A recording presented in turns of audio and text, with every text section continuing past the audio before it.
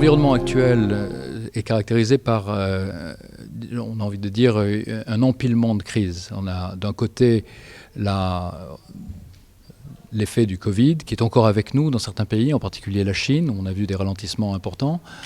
Il y a évidemment aussi la guerre en Ukraine, avec l'impact que cela a sur les taux d'inflation, les prix des matières premières, l'énergie, et le prix des biens alimentaires aussi. Et puis, bien sûr, on a un problème d'inflation dans une grande partie des pays du monde, lié à la sortie de la pandémie, dans un contexte de rupture de chaînes d'approvisionnement, de demande élevée dans certains pays, et ensuite alimentée par le choc de la guerre. Donc ces trois facteurs conduisent à une situation où l'économie mondiale va se ralentir par rapport à ce que nous anticipions au mois d'avril, lors de notre dernier cycle de projection, et où l'inflation va rester encore élevée et va entraîner un resserrement des politiques monétaires dans un grand nombre de pays.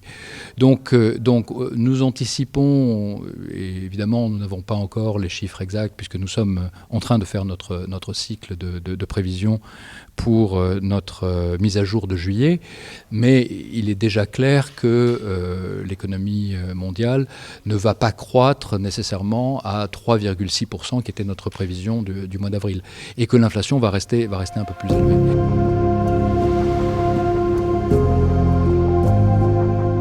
Pour l'instant, ce n'est pas notre scénario central, mais donc scénario de ralentissement, mais pas nécessairement récession mondiale, mais il faut quand même garder en tête un certain nombre de facteurs de risque qui sont importants.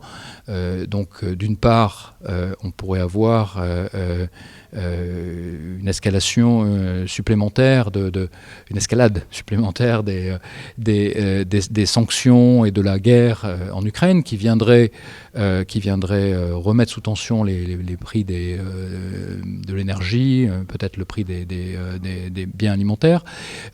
On peut avoir aussi des dynamiques d'inflation qui continueraient à rester plus persistantes, plus élevées, qui se propageraient plus et qui demanderaient un redressement encore plus fort, un resserrement encore plus fort des politiques monétaires, avec un effet sur la croissance.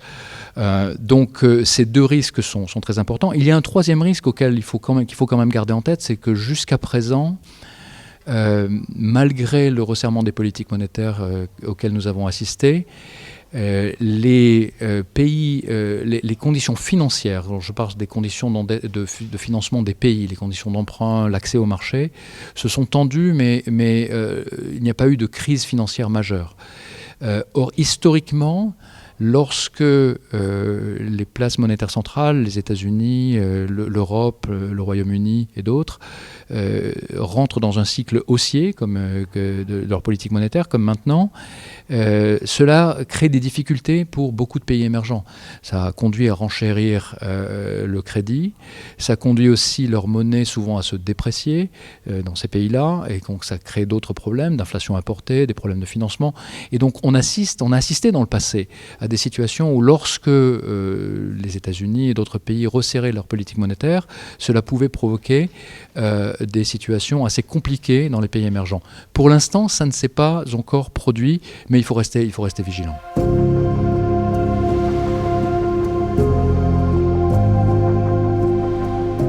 Tout d'abord, pour un grand nombre de pays, actuellement, l'inflation a atteint des niveaux qui sont inacceptables.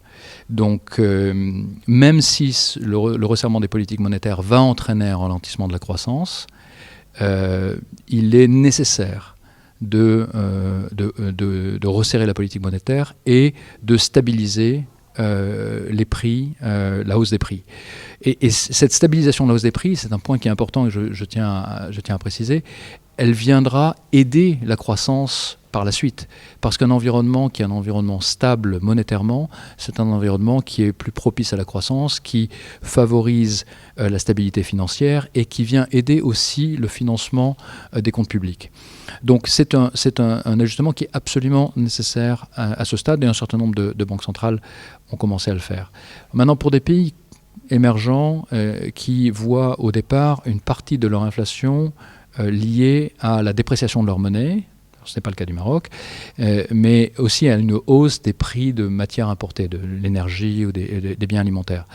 Alors, en général, encore une fois, on peut vouloir se dire, bon, cette inflation, nous n'en sommes pas la cause, elle n'est pas liée à des facteurs de demande, elle est liée à des biens importés, donc on peut essayer d'attendre un petit peu et de voir. Mais attention, parce que ce qu'on a vu dans un certain nombre de pays au cours des 12 derniers mois, c'est une dynamique d'inflation qui commence avec les matières premières, l'énergie, les prix des biens importés, et qui ensuite se diffuse dans le reste de l'économie, devient une inflation beaucoup plus large.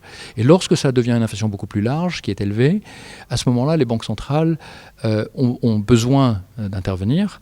Et donc, on pourrait, dans un certain nombre de pays émergents, on l'a vu avec, par exemple, le Brésil, on peut penser au Mexique, on peut penser au Chili, on peut penser à un certain nombre de pays émergents en Asie aussi, il y a eu la nécessité de venir resserrer la politique monétaire parce que, justement, il y a cette transmission des biens importés vers le reste du panier du consommateur et qui peut se produire et qui, à ce moment-là, ne laisse pas de marge à la politique monétaire.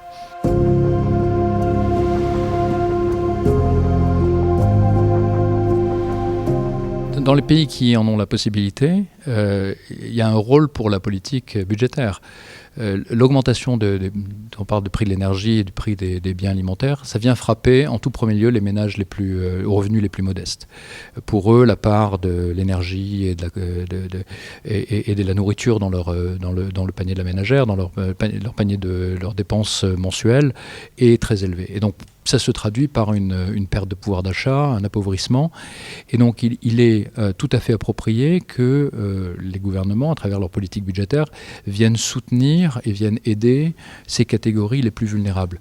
On peut avoir aussi des situations où certaines industries peuvent se trouver en difficulté parce qu'elles dépendent d'un approvisionnement qui va se retrouver renchéri, etc. Et on ne veut pas perdre nécessairement une partie du tissu industriel. Donc il peut y avoir des mécanismes de soutien aussi du côté des entreprises.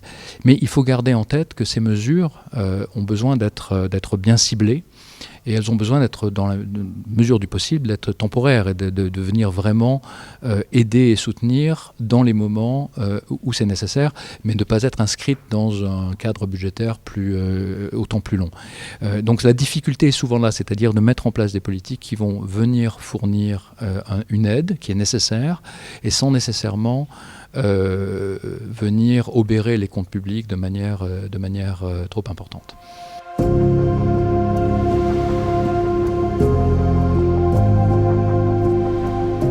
Les lignes, ce dont vous parlez, c'est une ligne, une ligne de crédit contre ce qu'on appelle contingente, qui permet aux pays d'avoir accès à des ressources lorsqu'ils en ont besoin, avec une forme d'accord préalable. C'est-à-dire qu'à la différence de type de financement un peu plus traditionnel que le FMI fait, lorsqu'un pays est déjà en difficulté et donc vient voir le FMI pour demander une aide, là, un pays peut décider de mettre en place une aide conditionnelle anticipée qui serait là si jamais certains risques se matérialisent.